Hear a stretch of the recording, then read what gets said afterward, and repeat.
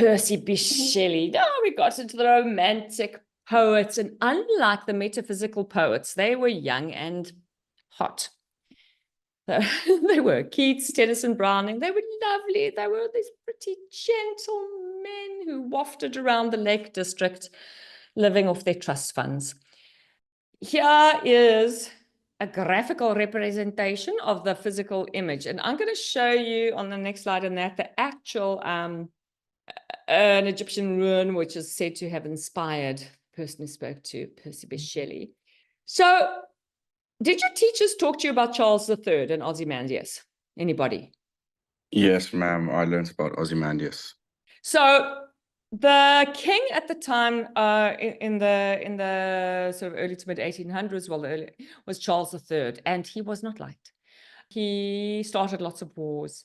He was arrogant and aggressive, and Shelley was definitely making a comment on Charles III, his own ruler and leader. And of course, it's a universal theme. He takes it back to, he is referencing Ramses II of Egypt, because I'll show you a different thing of the ruins around his Colossus. Colossus were enormous statues, but he was definitely making a criticism of Charles III without calling it Charles III, because then he could have, he could have been sent to the Tower of London. But it is a universal theme about that type of leader and the power and the hubris, which is like this over-arrogant attitude that can come with that kind of wealth and power. So the central message is that even the most powerful rulers and their legacies are subject to time.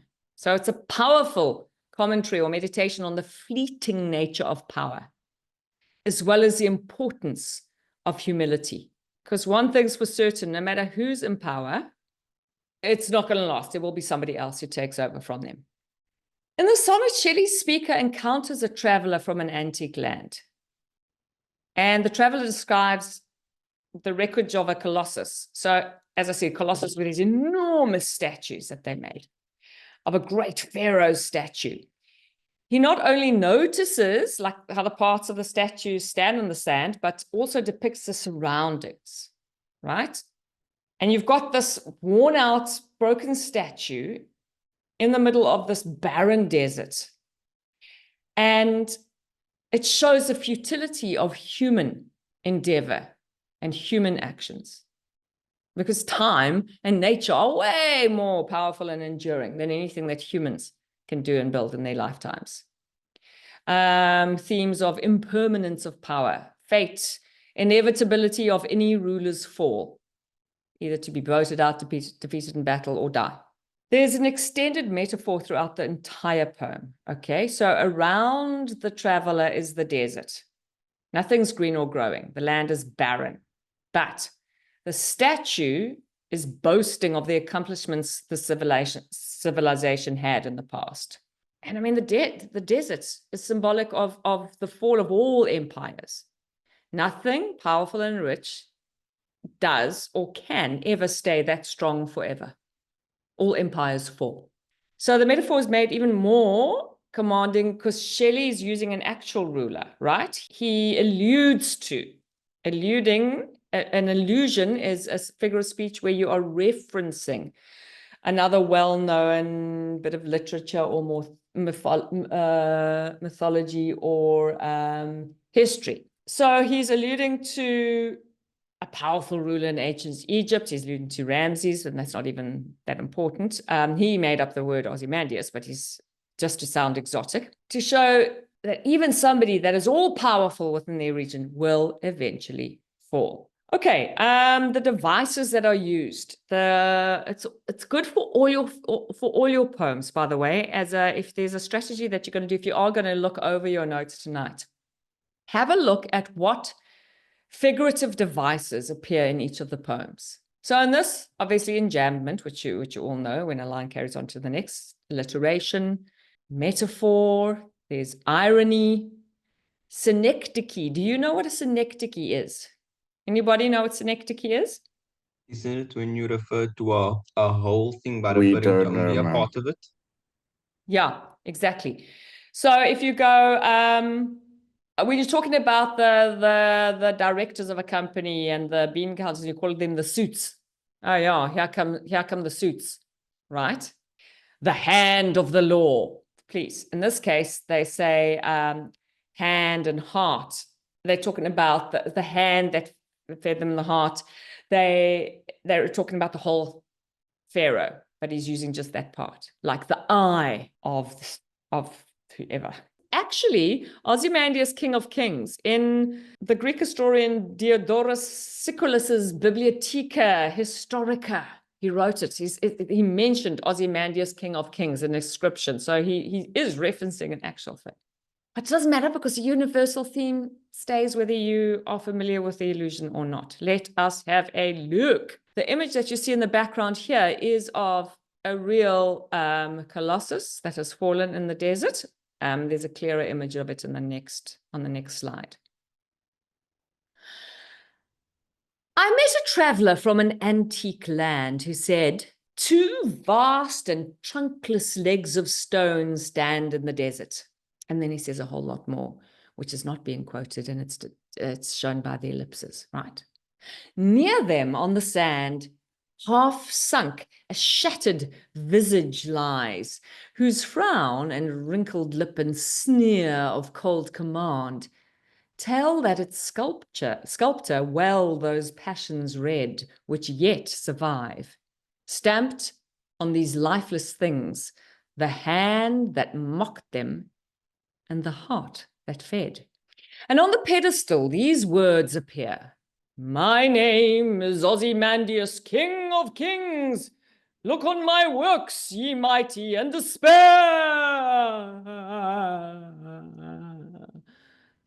Nothing beside remains.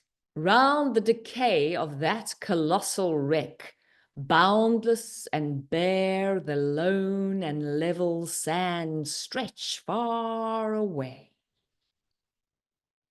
And this is a photo of the desert in Egypt with a genuine ruined colossus. Look at the legs. And there's the visage that lies there. That's Ramses II colossus, I think. In the first line, the speaker talks about meeting a traveler from an antique country. Now, as a romantic poet, as we spoke about last night, they were going, no, we don't want to know about science and reason and why lightning happens with electrons and things. We want to still keep romance and magic and mystery alive. So the fact it's an antique land. But we know Ozymandias because he's making the Egyptian reference in the title and in the name. And we have him retelling a story that someone else has told him. And he retells it in direct speech, leaving out the boring bits. It's a bit ambiguous because we don't know if it is a traveler from England who's just come back from visiting an antique land or whether it's an Egyptian oak who has traveled to England. It's somebody who either is from an ancient place or visited an ancient place and comes back and tells him what he sees. And then Percy Bysshe Shelley thinks it's relevant to tell us the course of the universal theme it contains. And he may or he may not have even met a traveler who said that. This is just how he's telling us in the poem. Okay, we also don't know where the speaker met this person. The title shows that he's visited Ozymandias, okay? The Greeks called Ramses II Ozymandias. He says and dash, and then he starts the quoted speech of what the guy actually said. 2 vast and trunkless legs of stone stand in the desert. Okay, so there they are, stones, legs without a body. The ellipses show the speaker, the teller, is paraphrasing what the traveler said. Near them on the sand, half sunk into the sand, a shattered visage lies. A visage is a face, and it's shattered, whose frown and wrinkled lip and sneer of cold command. So this gives us important information about the subject matter of Ozymandias, right? Frowning, lips curled up. He's got a sneer of cold command. So he seems arrogant. He seems cold, heartless in a way. Tell that it's sculpture. Well, those passions red. So we see that the sculptor is kind of choosing. I mean, this is the power of the artist, to choose what facets of somebody to immortalize, right? And what this sculptor has done has chosen that those not very flattering, unpleasant qualities about this ruler, which yet survive. So the interesting thing is his attitude and how he treated people have endured because the sculpture captured it on his face. And ironically, that is what survives, even though his work hasn't.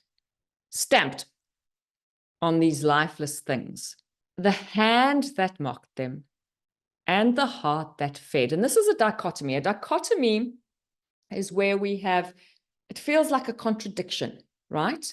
He was both these things, meaning to, dichotomy. The hand that mocked them suggests he treated them, he mocked them. He thought he was better than them. He might have even beaten them, whipped them, okay? But then he also had a heart and he fed them. So even though he was very strict as a leader and mean in his attitude towards them, he also did feed them and kept them alive and looked after them. And that's a dichotomy. And maybe it was just mocking the fact that they're being petty and silly because, look, guys, I'm looking after you. And now you're just being like that. Don't be so stupid. I'm feeding you. And on the pedestal is what a statue stands on. So here it would be that thing there, the legs. My name is Ozymandias, King of Kings.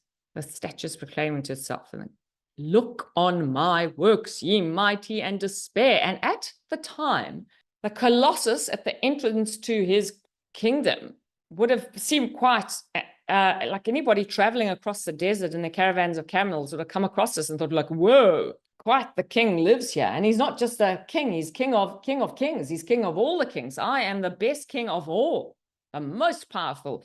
And at the time where this whole civilization was there and built, it must have been so impressive and very intimidating to see. However, nothing beside remains. So we see the irony of this hubris, of this exaggerated arrogance, because nothing, no power, no man-made thing, and no humans endure and last forever. And yet the desert does, and time does. Around the decay of that colossal wreck. So he uses the word decay and wreck, and he's doing wordplay with colossal wreck, because those statues were called colossuses, a gigantic statue or something, a colossus. And now it's no longer a colossus, it's a colossus wreck. It's a colossal wreck, right? There's the irony. Look at the alliteration in boundless and bare, that strong ba sound, which would kind of echo into nothing. And then the alliteration of the L sound, the lone and level sands stretch far away. So they're not really even interrupted by hills or mountains or anything. Okay, so the whole civilization has fallen and turned to dust. On back to like the statue turned to dust. But his diction here is important. The words like decay and bare show just how powerless the once mighty pharaohs become. There's absolutely nothing left. And the word decay suggests, and wreck suggests that it's just like rubbish. The leader has fallen, just like a statue and a civilization. And in these lines, we see the main theme of the poem, that all leaders will eventually fall, pass. Yay. And all great civilizations will eventually turn into dust. 4 questions. Let's go. And I'm so looking forward to your answers. You have been magnificent tonight.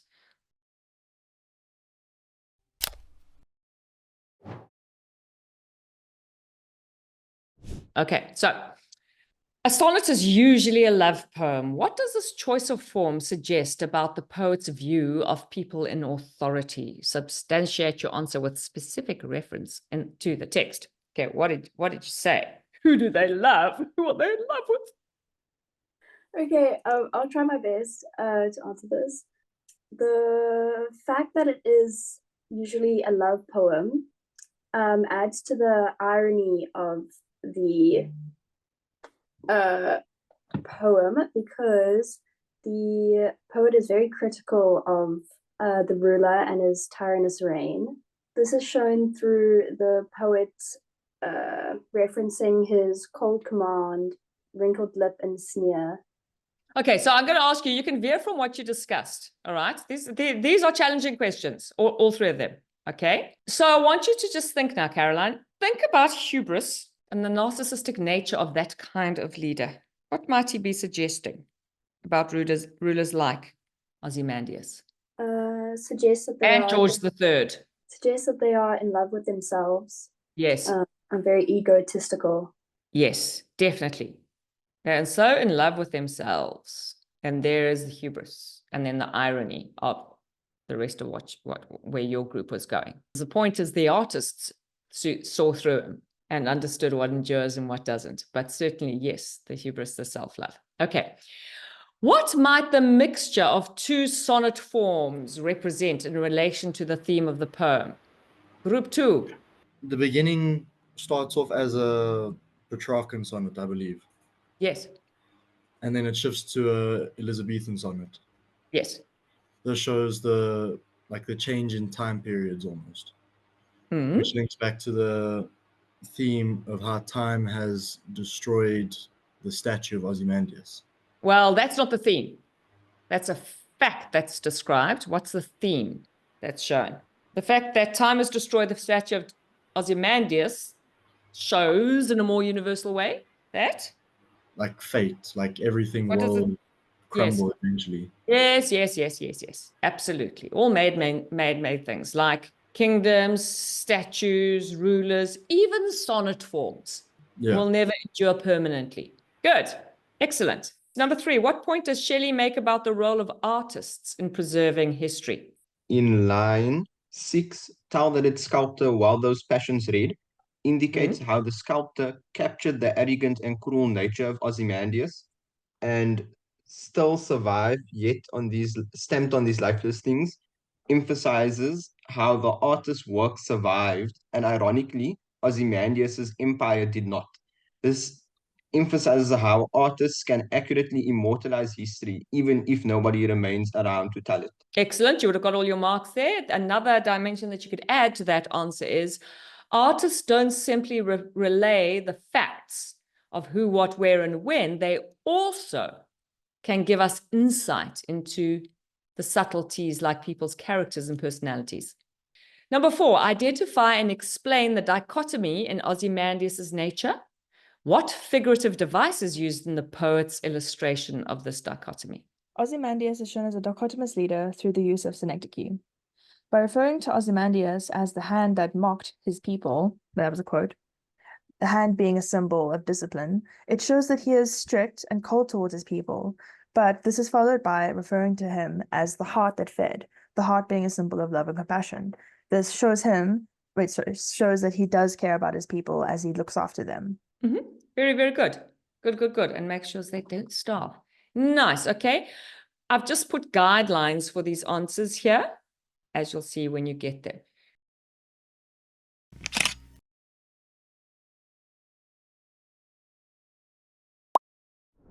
Please click subscribe. It's free. And for more content in this section, click on the playlist.